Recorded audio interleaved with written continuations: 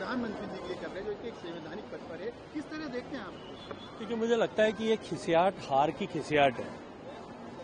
अपनी अवश्यंभावी हार को देखते हुए, समझते हुए, जानते और पहचानते हुए, जब शेष हाथ में कुछ नहीं है तब अभद्रता ही केवल उनके पास में बची है।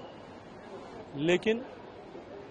भारत के परिपक्व होते हुए लोकतंत्र के मतदाता इस विषय को अच्छी तरह से समझते भी हैं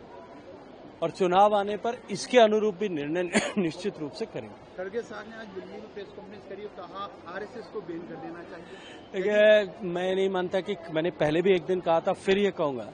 खड़गे साहब को पहले तय करना होगा कि उनकी पार्टी में उनको कितने लोग गंभीरता के साथ में लेते हैं। उनकी कई भी बात को उनकी पार्टी में जब गंभीरता से नहीं लेते तब देश गंभीरता से ले, इसके मुझे लगता है कि कोई उसकी कल्पना भी नहीं कर सकता, कोई संभावना भी नहीं है।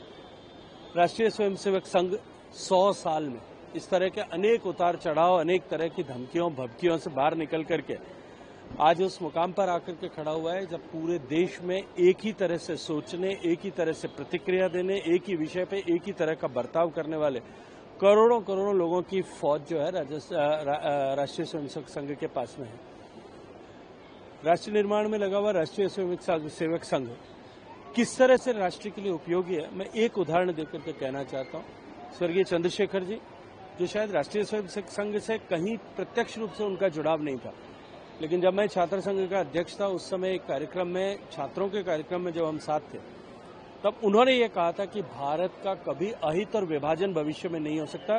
क्योंकि आरएसएस ने कश्मीर से कन्याकुमारी तक और अटक से कटक तक एक विषय पर एक तरह से प्रतिक्रिया देने वाले लोगों की फौज खड़ी कर दी है, एक ही तरह से सोचने वाले राष्ट्रभक्त लोगों की फौज खड़ी कर दी है। मुझे लगता है कि चंद्रशेखर जी जैसे प्रखर विचारक यदि इस बात को सोचते हैं,